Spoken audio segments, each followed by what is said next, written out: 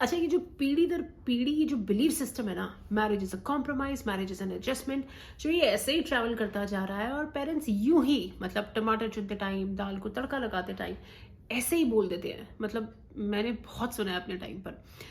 उनको एहसास भी नहीं है कि वो कैसे अपने बच्चों को सबकॉन्शियसली मैरिज के अगेंस्ट करते जा रहे हैं।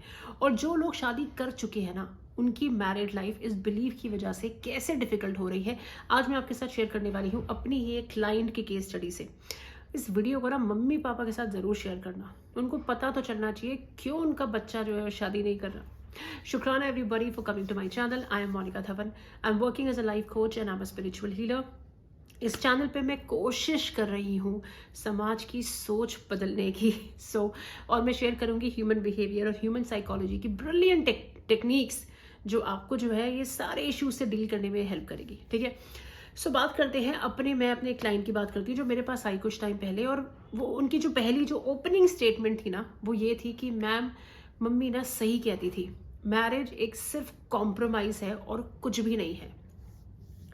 मतलब मैंने उनको बोला कि अच्छा एग्जैक्टली क्या प्रॉब्लम है आपकी मैरिड लाइफ में।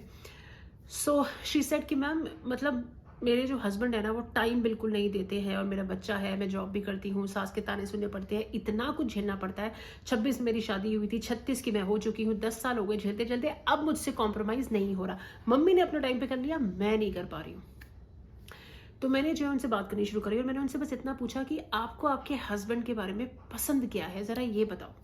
तो उन्होंने मुझे बोला कि मैम ऐसा नहीं है, वो मतलब अच्छा तो है, बहुत काम माइंडेड है और मैं बहुत गुस्सैल हूँ, वो मेरा गुस्सा भी बर्दाश्त कर लेता है और मेरा ध्यान भी रखता है। कि मैं क्यों बोलूँ कि ध्यान नहीं रखता, वो ध्यान भी रखता है। तो करते करते करते करते नोटिस किया मैंने कि 10 में से 7 जो थी उस लड़के के अंदर क्वालिटीज़ थी।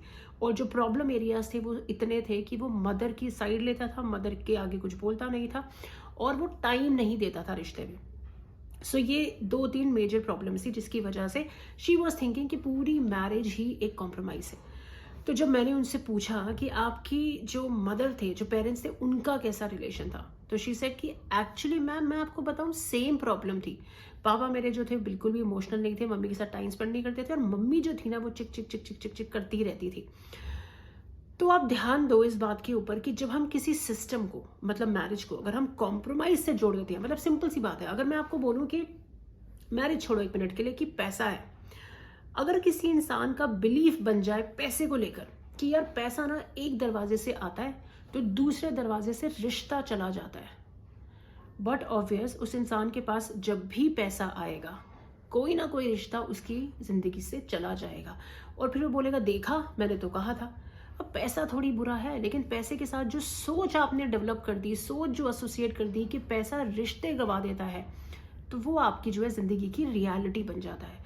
ठीक उसी तरीके से अगर आपने मैरिज को एक कॉम्प्रोमाइज के साथ एसोसिएट कर दिया तो आपके पार्टनर में भले ही 10 में से 8 क्वालिटीज हों, आपको वो 2 डिसक्वालिटीज उसकी खटकेंगी जहां पर आपको कॉम्प्रोमाइज करना पड़ रहा होगा। और पता है क्यों?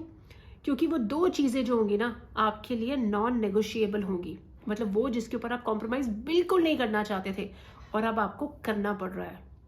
बेसिकली कहने का मतलब ये है, एडजस्टमेंट तो हर रिश्ते में करनी पड़ती है, लेकिन अगर हम रिश्तों को कॉम्प्रोमाइज का नाम ही दे दें तो उसकी नींव ही इतनी नेगेटिव है कि हमारा ध्यान सिर्फ पार्टनर की खामियों पर ही जाएगा। क्यों ना एक नए थॉट को जनरेट करें। और जब भी आप अपने बच्चों से मैरिज के बारे में बात करते हैं कि आने वाली अगर आप शादी करोगे, मैरिज को कुछ पॉजिटिव चीज़ों से एसोसिएट करो। यार marriage is a fun loving experience, marriage is a passionate experience. 2 लोग आते हैं और वो इमोशनली, मेंटली, सोशली, फिजिकली इकट्ठे ग्रो करते हैं। मेरी छोड़ो, अगर मैं आपसे पूछूं कि अगर आप मैरिज को कॉम्प्रोमाइज के अलावा किसी और वर्ड से, पॉजिटिव वर्ड से एसोसिएट करना चाहोगे तो वो क्या होगा?